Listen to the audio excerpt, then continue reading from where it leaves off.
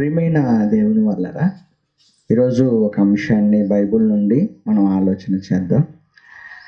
రక్షణ పొందువారు కొద్ది మందేనా? నిజంగా ఈ మాట మనం ఎన్నో సంవత్సరాలుగా మనం వింటూ ఉన్నాం. రక్షణ పొందువారు కొద్ది మందే అంటే పరలోకానికి వెళ్ళేవాళ్ళు కొద్ది మందే అని మనం మరి ఎన్నో సంవత్సరాలుగా మనం వింటూనే ఉన్నాం. దాని గురించి మనం ప్రసంగాలు కూడా మనం ఎన్నో చేశాము. ఆ తర్వాత దాని గురించి కూడా మనం ఆలోచించేవాళ్ళం. ప్రియమైన దేవుని వాళ్ళరా, నిజంగా మరి రక్షణ పొందువారు కొద్ది మందేనా? ఈ విషయాన్ని మనం ఆలోచన చేయగలిగితే ఆ కొద్ది మంది ఎవరు, ఏంటి అని మనం ఆలోచన చేస్తే, ఎందుకు ఈ ప్రశ్న వేయాలి, ఎందుకు వచ్చింది అని అంటే, మనం చూడగలిగితే ఎంతోమంది సేవ చేసేవాళ్ళు ప్రపంచంలో మనకు కనబడుతున్నారు. బాగా ఆలోచించండి. ఈరోజు మనం ఇక్కడ సేవ చేస్తున్నాం. ఎంతోమంది ప్రపంచవ్యాప్తంగా సేవ చేస్తున్నారు. మనం ఈరోజు ఈ తరంలో మనం సేవ చేస్తున్నాం. యేసుక్రీస్తు వారిని నమ్ముకున్న మొదటి శతాబ్దం నుండి మనం ఆలోచన చేస్తే ఈ శతాబ్దం వరకు బైబిల్ వచ్చింది అని అంటే, ఆ తర్వాత క్రైస్తవ్యం నిలబడింది అని అంటే, ఎంతోమంది ప్రాణత్యాగాలు చేశారు. ఎంతోమంది మరి చాలా ఇబ్బందులు పడ్డారు, కష్టాలు పాలయ్యారు. మరి ఈ చరిత్ర అంతా కూడా మరి మనకు అర్థమవుతుంది. మరి అలాంటి పరిస్థితుల్లో రక్షణ పొందువారు కొద్ది మందే అనేటువంటి మాట, మరి ఇంతమంది దేవుని కోసం బ్రతుకుతున్నప్పుడు మీరు బాగా ఆలోచన చేస్తే, మొట్టమొదటిగా బాప్తిసం తీసుకుంది ఎంతమంది చెప్పండి? ఎంతమంది అమ్మా? మొట్టమొదటిగా బాప్తిసం తీసుకుంది 3,000 మంది. అవునా? ఆ తర్వాత కూడా బాప్తిసం తీసుకుంది ఎంతమంది తెలుసా? 5,000 మంది. ఈ సేవ ఎందుకు, ఈ కష్టం ఎందుకు, ఈ ఎండలు, మనకి ఈ బాధలు ఎందుకు, మీటింగ్ పెడితే అన్ని బాధలు ఎందుకు, ఇంత ఖర్చు పెట్టడం ఎందుకు? మనం ఆలోచించండి మీరే. అంటే వీళ్ళందరూ చూపించే ఒక రిఫరెన్స్ ఏంటి? పరలోకానికి వెళ్ళేవాళ్ళు కొద్ది మందే. పరలోకానికి వెళ్ళేవాళ్ళు ఎంతమంది? కొద్ది మందే. లోకాసు వార్త మనం చూడగలిగితే, లోకాసు వార్త చూడండి ప్రియమైన దేవుని వాళ్ళారా. 13వ అధ్యాయము 23వ వచనాన్ని చదువుకుందాం. లోకాసు వార్త 13వ అధ్యాయము 23వ వచనం. ఒకడు, ప్రభువా, రక్షణ పొందువారు కొద్ది మందేనా అని ఆయనను అడుగుగా, యేసు ప్రభు వారిని అడిగారు. ఏమని? అయ్యా, రక్షణ పొందువారు కొద్ది మందేనా అన్నాడు. అప్పుడు ఆయన ఏమన్నాడు? ఆయన వారిని చూచి, ఇరుకు ద్వారమున ప్రవేశింప పోరాడండి. అది ఇరుకు ద్వారం, అది ఇరుకు ద్వారమే. ఆ ప్రవేశింప పోరాడండి. అనేకులు ప్రవేశింప చూస్తారు, కానీ వారి వల్ల కాదు అన్నాడు. అనేకులు ప్రవేశింప చూస్తారు, కానీ వారి వల్ల కాదు అనేసాడు. అర్థమైందా? ఈ మాటను బేస్ చేసుకొని చాలామంది బోధకులు ఈ మాటను బేస్ చేసుకొని పరలోకానికి వెళ్ళే వాళ్ళు కొద్ది మంది, ఆ కొద్ది మంది మేమే అంటున్నారు వీళ్ళు మళ్ళీ. అర్థమైందా? పరలోకానికి వెళ్ళే వాళ్ళు కొద్ది మందే, ఆ కొద్ది మంది మేమే, ఇంకెవరు వెళ్ళరు పరలోకానికి, ఇంకెవరు పోరు. ఎందుకంటే బైబిల్లో రాయబడింది పరలోకానికి వెళ్ళే వాళ్ళు కొద్ది మందే, దేవుని రాజ్యంలో ప్రవేశించే వాళ్ళు కొద్ది మందే అని రాయబడింది. కాబట్టి ఇక ఎవరు పోరు పరలోకానికి, ఇగో కొద్ది మందే వెళ్తారు.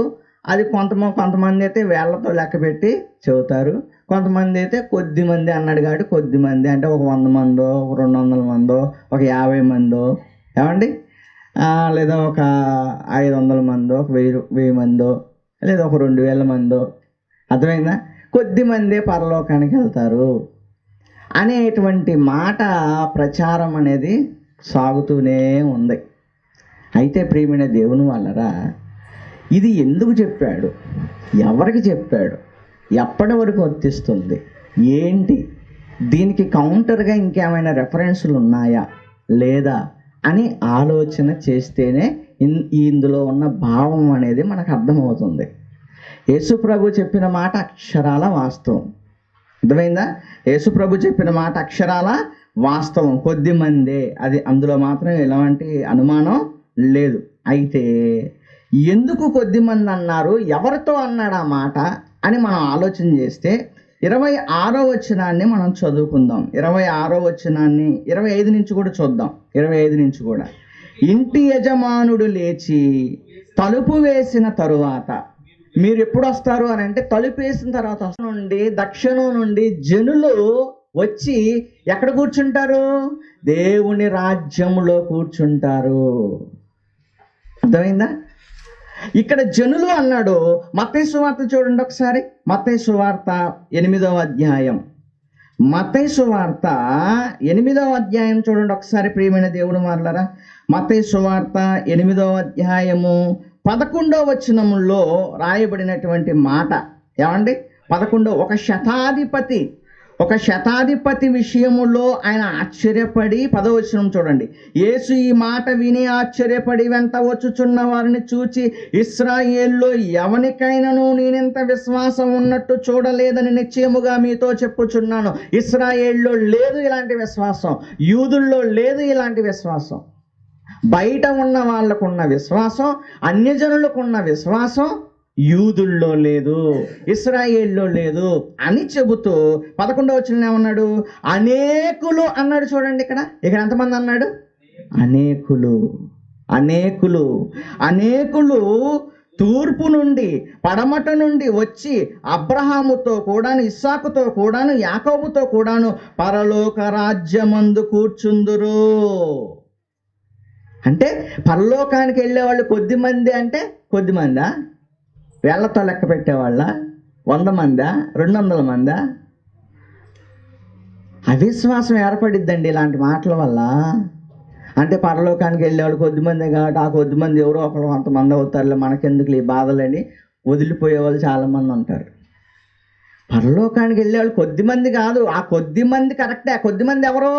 యూదులు, ఇశ్రాయేలు. ఎందుకంటే వాళ్ళకి విశ్వాసం లేదు, వాళ్ళకి యేసు ప్రభువుని నమ్మేటువంటి పరిస్థితి లేదు. వాళ్ళు ఇప్పటికీ యూదులైన వాళ్ళు యేసు ప్రభువునే నమ్మరు. మీరు నమ్మరు, మీరు రారు, మీరు కొద్ది మందే వస్తారు. మొట్టమొదటిగా 3000 మంది బాప్తిసం తీసుకున్న వాళ్ళు ఎవరు? యూదులేనా? యూదులే 3000 మంది. మొదటగా సువార్త ప్రకటింపబడింది ఎవరికి? యూదులకే. అందరూ మారలేదు, వాళ్ళు వేలల్లో మారారు. ఆ తర్వాత అన్యజనులు కోట్లల్లో మారారు, లక్షల్లో మారారు. అర్థమైందా? లక్షల్లో మారారు, కోట్లల్లో మారారు.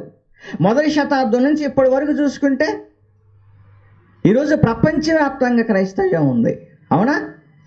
ప్రపంచవ్యాప్తంగా క్రైస్తవ్యం ఉంది.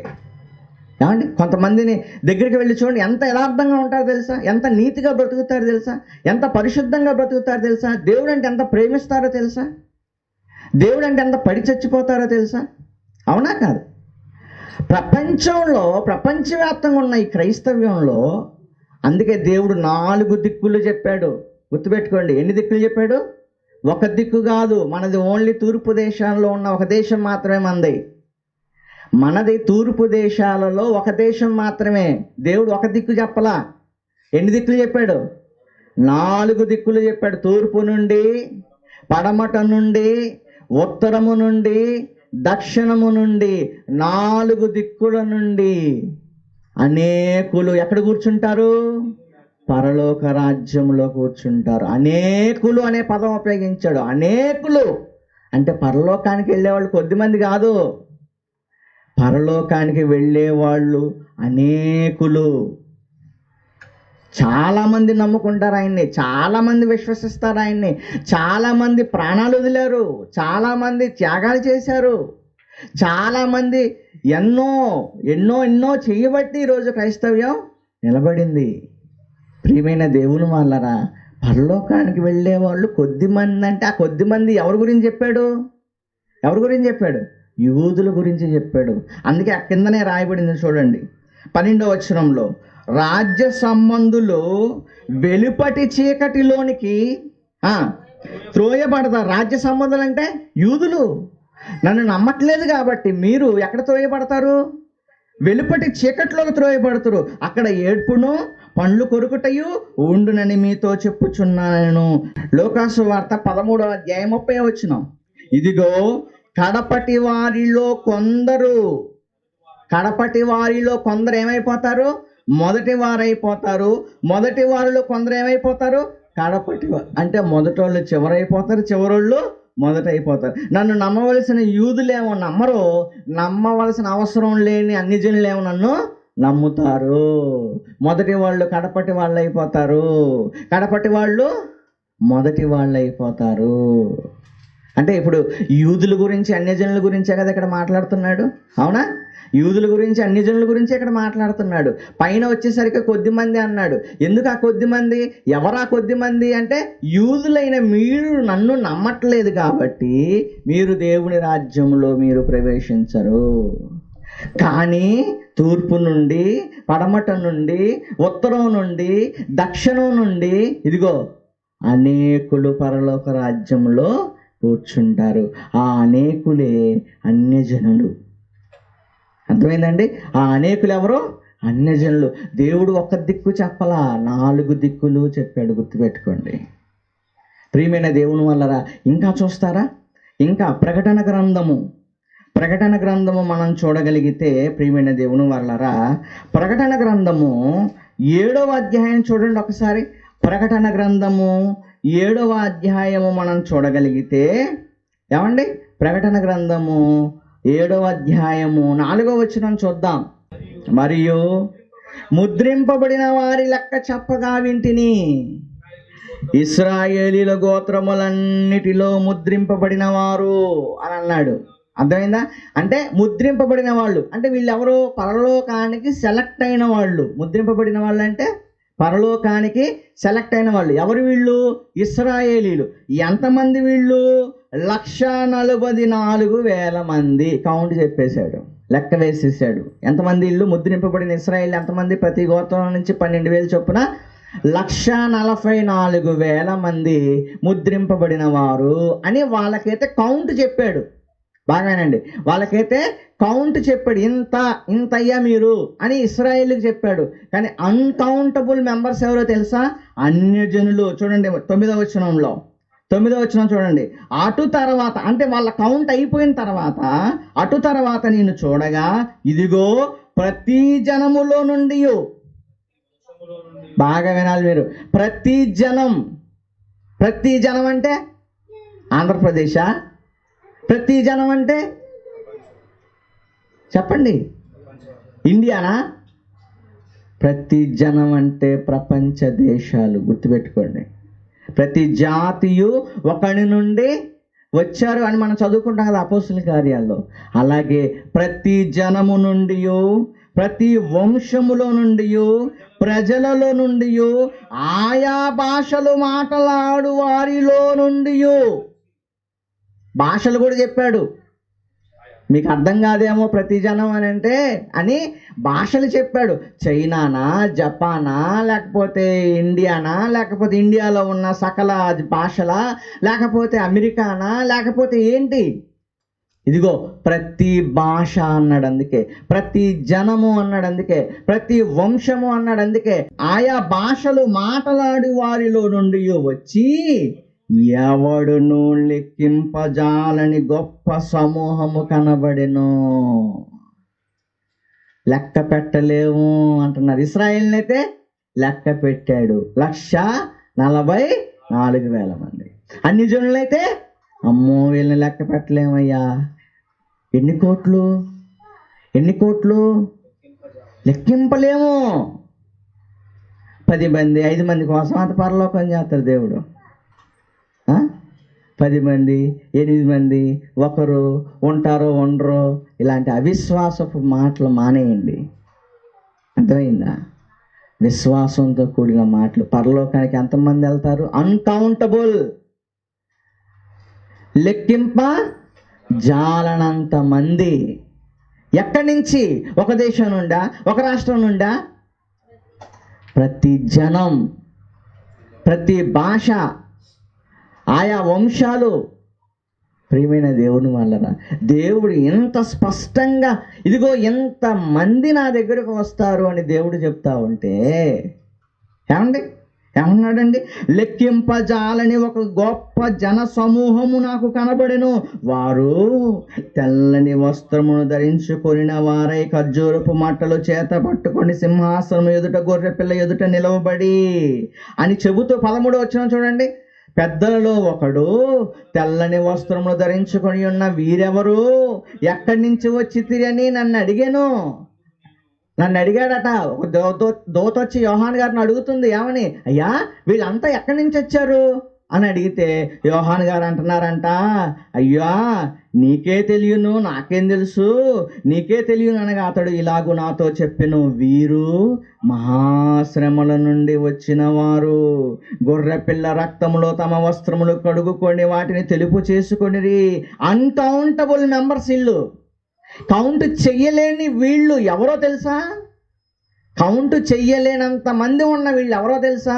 గొర్రెపిల్ల రక్తములో కడగబడి వస్త్రములు తెలుపుగా చేసుకున్నవారు, వీరు మహాశ్రమల నుండి వచ్చిన వారు.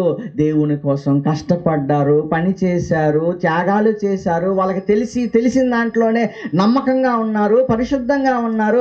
ప్రపంచ దేశాల్లో ఉన్నారండి, ప్రపంచ దేశాలలో ఉన్నారు. గుర్తుపెట్టుకోండి, దేవుడు చెప్పిన మాట ఇది, నా మాట కాదు. అర్థమైందా? ప్రపంచ దేశాల్లో విశ్వాసంతో ఉన్న వాళ్ళు ఎంతమంది ఉన్నారు? ప్రపంచ దేశాల్లో త్యాగపూరితమైన జీవితాలు కలిగిన వాళ్ళు ఎంతమంది ఉన్నారు? ప్రపంచ దేశాల్లో వాళ్ళకి తెలిసిన దాంట్లో నమ్మకంగా పరలోకానికి వెళ్ళాలి అని భూమి మీద ఏమి ఆశించకుండా బతికే వాళ్ళు ఎంతమంది ఉన్నారు? నీకేం తెలుసు? అన్కౌంటబుల్ అన్నాడు. నాకు తెలుసు అన్నమాట. నువ్వు అన్కౌంటబుల్, వీళ్ళని కౌంట్ చేయలేం. ఎందుకంటే అంతమంది దేవుని రాజ్యానికి వెళ్ళబోతున్నారు రేపొద్దున. మొదటి శతాబ్దం నుండి ఇప్పటి వరకు చూసుకుంటే ఎంతమంది క్రైస్తవులు లెక్కేయగలమా మనం? అవునా? అబ్రహాము సంతానాన్ని లెక్కేయగలమా? విశ్వాసంతో కూడిన విశ్వాసాన్ని బట్టి అబ్రహాము మనకెవరు? తండ్రి. విశ్వాసాన్ని బట్టి అబ్రహాం గారు మనకు తండ్రి. అయ్యా నీ సంతానం ఇంత చేస్తానన్నాడు దేవుడు. అన్కౌంటబుల్. ఇసుక రేణువులు లెక్క పెడతావా నువ్వు?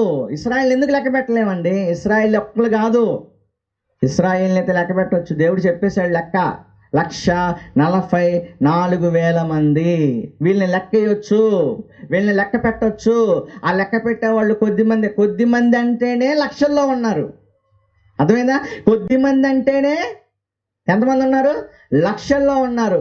ఇప్పుడు ఇంకా అనేకులంటే కోట్లల్లో ఉంటారు రేపొద్దున పరలోకానికి వెళ్ళేవాళ్ళు. అర్థమైందా? కోట్లల్లో ఉంటారు. అది 100 కోట్లో తెలియదు, 1000 కోట్లో తెలియదు, ఎన్ని కోట్లో తెలియదు. కోట్లల్లో రేపొద్దున పరలోక రాజ్యానికి ప్రవేశిస్తారు. మరి రక్షణ పొందేవారు కొద్దిమంది అంటే కొద్దిమంది. ఎవరా కొద్దిమంది? యూదులు. ఆయన నమ్మలేదు కాబట్టి, కొంతమందే నమ్మారు కాబట్టి, అందరూ విశ్వసించలేదు కాబట్టి. ఆ పైన వచనాలు, ఆ పైన అధ్యాయాలు మీరు చూడగలిగితే ఆ యూదుల్లో ఉన్న లోపాలు చెప్పుకుంటూ వస్తున్నాడు యేసుక్రీస్తు వారు. అందుకే బైబిల్ కంటిన్యూగా చదవాలి. ఒకటి తర్వాత ఒకటి రెఫరెన్స్లు చూసుకోవడం కాదు. బైబిల్ 1 by 1 చదవాలి. అర్థమైందా? ముందు వెనక చదవాలి, లైన్గా చదవాలి బైబిల్. అప్పుడే నీకు సందర్భాలు అర్థమవుతాయి, అప్పుడే నీకు పరిస్థితులు అర్థమవుతాయి, అప్పుడే నువ్వు ప్రసంగం కోసం ఒక రెఫరెన్స్ చూసుకోవచ్చు, తప్పులేదు అందులో. కానీ నువ్వు బైబిల్ చదివేటప్పుడు ఎలా చదవాలి? లైన్గా చదవాలి, వరుసగా చదవాలి. అలా వరుసగా చదివితేనే ముందు ఏం జరుగుతుంది, ఏ కాన్సెప్ట్లో వస్తున్నాడు, ఏ కోణంలో వస్తున్నాడు, ఏ కోణంలో ఈ యొక్క సందర్భాన్ని ఎత్తుకున్నాడు, ఇవన్నీ అర్థమవుతాయి. మీరు లోకాసు వార్త ముందు అధ్యాయాలు చూడగలిగితే యూదుల్లో ఉన్న లోపాలు చెప్తున్నాడు, వాళ్ళు వేసే వేషధారణ గురించి చెప్తున్నాడు.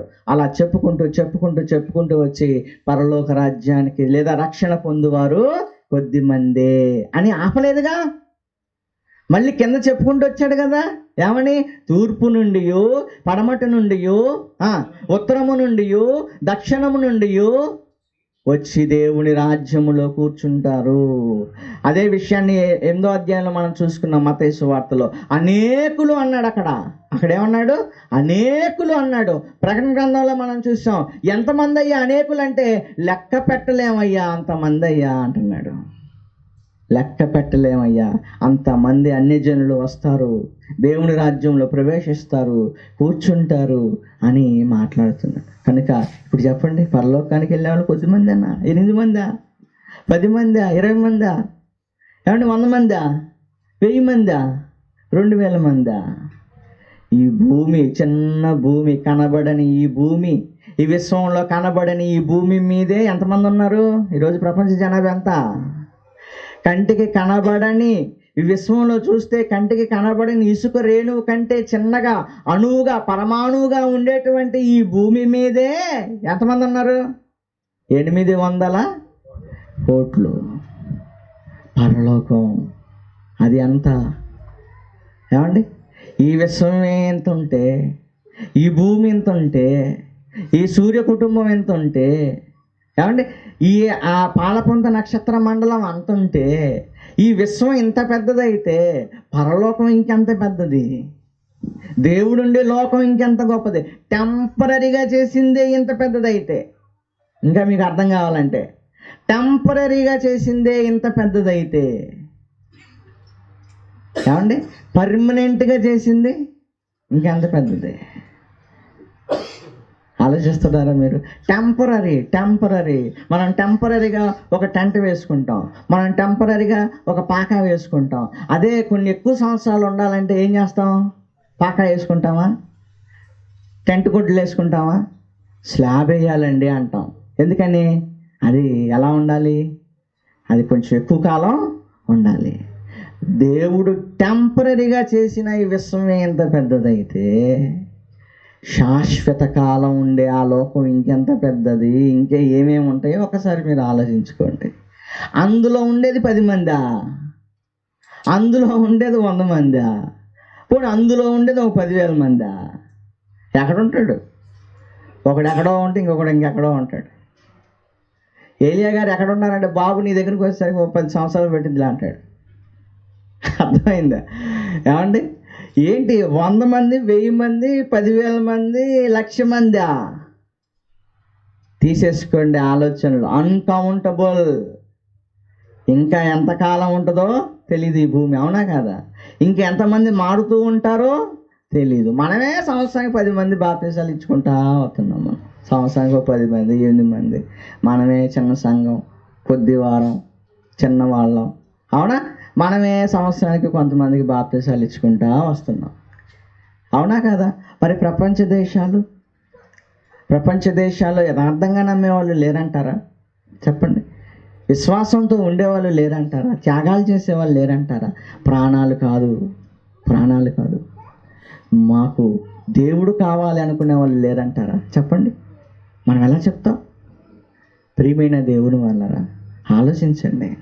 ఒక బోధకుడు ఒక దేశానికి వెళ్ళాడండి వాక్యం చెప్పడానికి.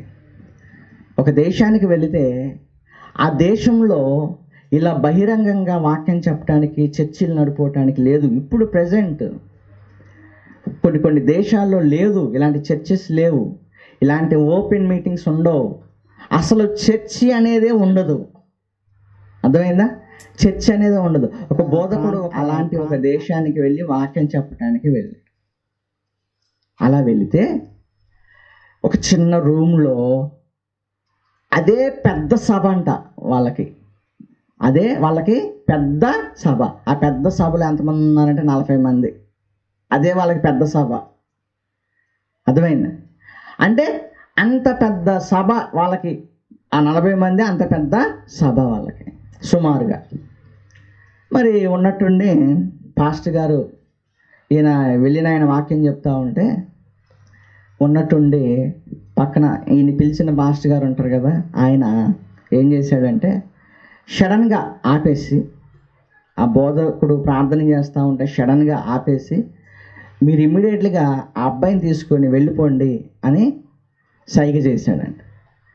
అంతే ఇమ్మీడియట్లీగా గబగబా బైబిల్ తీసుకొని, ఒక అబ్బాయిని తీసుకొని, బైబిల్ కూడా ఉండదు, ఓపెన్గా పట్టుకోవడానికి కుదరదు, అబ్బాయిని తీసుకొని గబగబా వేరే ఒక పార్క్కి వెళ్ళిపోయి కూర్చుండిపోయారు వాళ్ళిద్దరూ.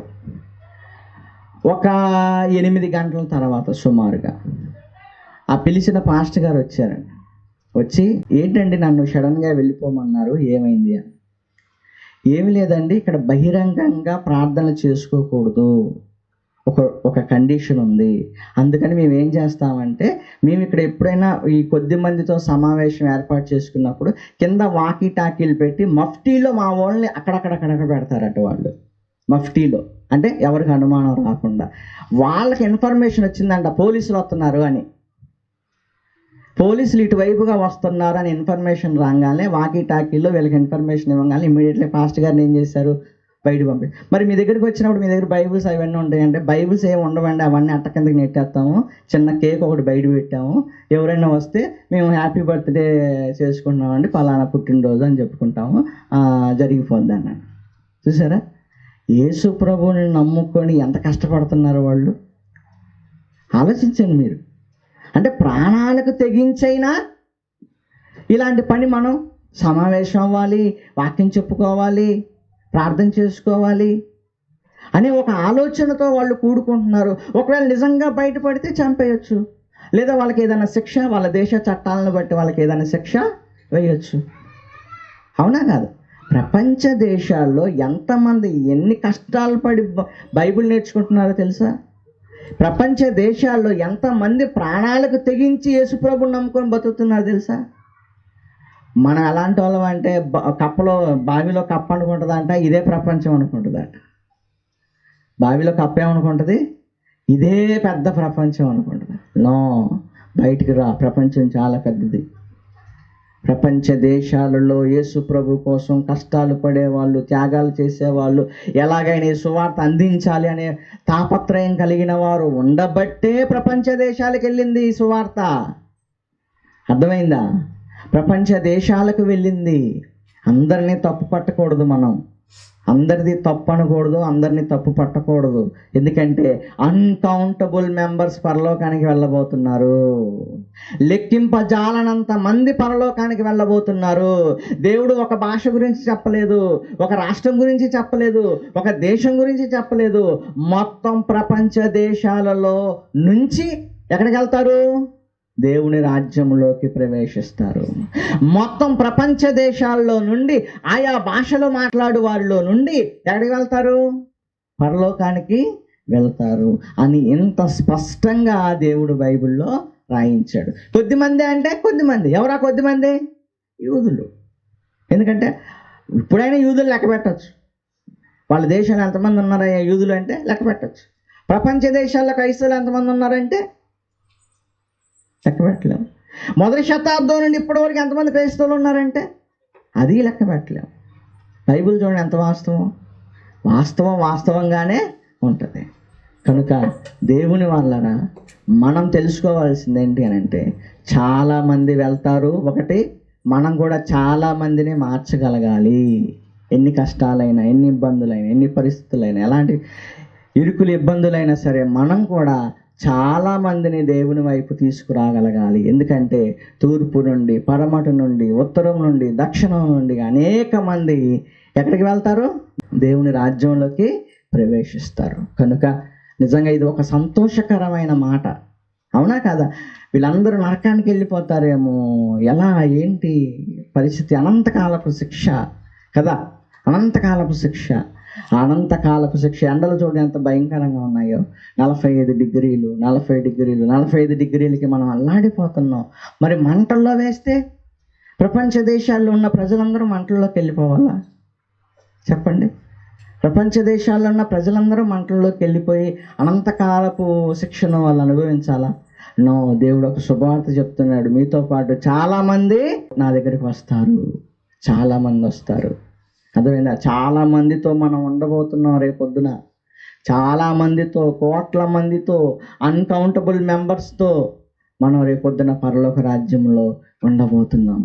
మనకున్న విశ్వాసంతో, మనకున్న భక్తితో, మనకు తెలిసిన దాంట్లో, అర్థమైందా, మనం నమ్మకంగా ఉంటే చాలండి. అర్థమైందా? ఈ లోకాన్ని ఆశించకుండా ఉంటే చాలండి. నీతిగా, నిజాయితీగా ఈ భూమి మీద బ్రతకగలిగితే చాలండి. మనకు తెలిసిన దాంట్లో సువార్త ప్రకటిస్తూ, మనకున్న దాంట్లో దేవుని కోసం ఇస్తూ, అర్థమైందా, మన జీవితాన్ని చక్కగా కాపాడుకుంటూ, ఇదిగోండి ఆ పరలోకం కోసం ఎదురు చూస్తే, యేసుక్రీస్తు వారి కోసం ఎదురు చూస్తే చాలండి, మనం పరలోకానికి వెళ్ళగలుగుతాం. అర్థమైందా? మనతో పాటు అనేక మందిని పరలోకానికి తీసుకెళ్ళబోతాం. ఎందుకంటే పరలోకానికి వెళ్ళేవాళ్ళు కొద్ది మంది అని మాత్రం అనుకోకండి. ఎందుకంటే కొద్ది మందే, కానీ వాళ్ళు ఎవరు? యూదులు. అది ఒక్కటి గుర్తుపెట్టుకోండి. అర్థమైందా? అనేక మంది రేపొద్దున పరలోకానికి వెళ్తున్నారు. అంటే మనం అనేకులకు సువార్త చెప్పవలసిన వారం. మనం అనేకులకు ఏం చెప్పవలసిన వారం? సువార్త చెప్పవలసిన వారం. ఎందుకంటే అనేకులు వెళ్ళబోతున్నారు కనుక, అనేకులు మారబోతున్నారు కనుక అనేకులకి చెప్పాలి మనం. అలా చెబితేనే అనేక మంది దేవుని రాజ్యంలోకి ప్రవేశిస్తారు. ఓకేనా? పరలోకానికి ఎవరు పోరు, ఏం చేసినా ఎవరు పోరు అని ఇలాంటి పనికి మాలిన మాటలు అంటారు. ఇట్లని ఈ పనికి మాలిన మాటలని పక్కన పెట్టాలి. ఇలాంటి ఎవరైనా ఇలాంటి ప్రసంగం చేసినా దాన్ని కూడా పక్కన పెట్టాలి. ఎందుకంటే మీకు వాక్యం బేస్, మనిషి కాదు.